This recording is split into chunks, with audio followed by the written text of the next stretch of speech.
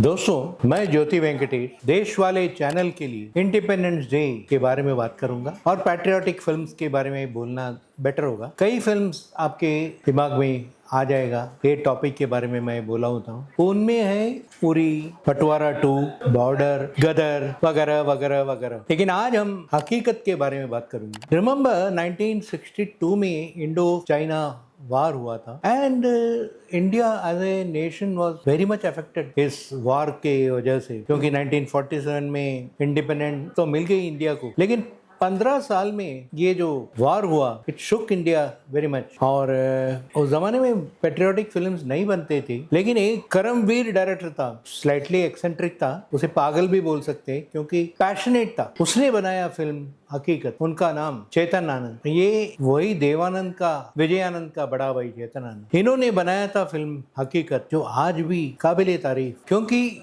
उस जमाने में जब technique had not improved, he decided to shoot without resorting to digital technique and Ladakh में जाके स्नो क्लैड माउंटेन के ऊपर जाके he shot his film in a real guerrilla style में हकीकत शूट किया गया था 1964 में, 2 साल के बाद वार की। एंड उस जमाने में क्या था, if you needed 300 soldiers you can't do digital makeup, you had to shoot with 300 people and वो बहुत ही इम्पॉसिबल था, क्योंकि चेतन आनंद इसके बारे में सोचते नहीं थे।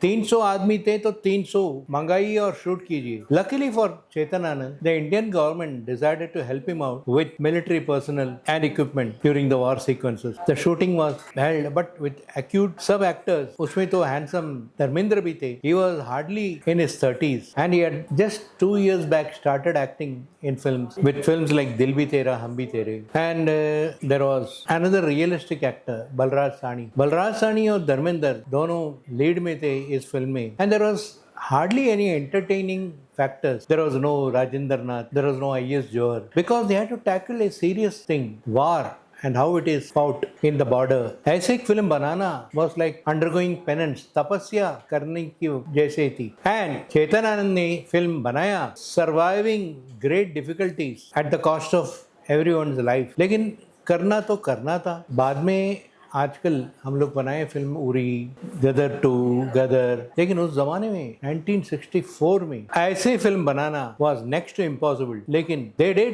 and hats off to Chetan Anand for undertaking this kind of a adventure. Patriotic films आजकल तो नॉर्म हो गए, लेकिन उस जमाने में there was no example for a filmmaker to see and make. Only हकीकत was made at that time. बाद में कई फिल्म्स बने, लेकिन none of them matched up to the standard of हकीकत। एक हकीकत आज भी हकीकत जैसी चमक रही है। एंड हकीकत में जो लार्जर देन लाइफ म्यूजिक दर चले, हम तुम्हारे साथियों घर चले, ऐसे बहुत सारे गाने लोगों को लुभाते थे। And Haqeeqat has stood the test of time. Imagine 1964 की फिल्म, आज भी लोग गुनगाते उस फिल्म के। इसका मतलब है something was there for posterity. और रियल लाइफ लोकेशन में in the snow clad mountains of Ladakh ये शूटिंग चालू रही। And they shot at with great risk to lives, their own life, and they were waiting for the letters from their mothers and sisters. घर छोड़ के आए थे soldiers and every day they were waiting for letters from their homes, and at the same time they had to ward off the enemy. Enemy in this case was Chinese, जो ironically independence के बाद by by कहते थे, लेकिन झगड़ा करने में माहिर थे चाइना। तो Indo China war was going on in Ladakh. Ultimately India was in a winning position and उस जमाने में टेक्निक नहीं थे, डिजिटल फॉर्मेट शुरू नहीं हुई थी। Still they made a film of world class. हकीकत के बारे में कितना ही बोलूं मैं कम लगेगा, क्योंकि it requires guts and overall excellence to make a film like हकीकत, जो बन गई। एक बार बन गई तो बन गई, बार बार you can't try to ape and make another हकीकत. And मदन मोहन का music was simply superb and there was no comparison to a film like Haqeeqat. Patriotic films genre itself owes its allegiance to Haqeeqat. उसके बाद जो भी फिल्म बनी थी patriotic film, लोग compare करने लगे थे, ये हकीकत जैसे है क्या, कितना डिफरेंट है फ्रॉम हकीकत, ये जानने के लिए लोगों में उत्सुकता थी। But then you can't deny the fact that patriotic फिल्मों के जॉनर में Haqeeqat was the first ever film to be made, and Chetan Anand took the credit for it. तब तक सब टेक इट इजी पॉलिसी अपनाने वाले फिल्म मेकर्स थे, studios में क्रिएट करते थे, फिल्म बनाते थे, पैट्रियोटिक फिल्म भी in studios, because they didn't want to undertake the mission in real life locations. This film Haqeeqat was steeped on classic reality. Maybe that's why the film got the title Haqeeqat. हकीकत में ये film reality में बनी थी, and आज भी हम इस फिल्म को देखेंगे तो we'll marvel at the technical excellence that the film shows.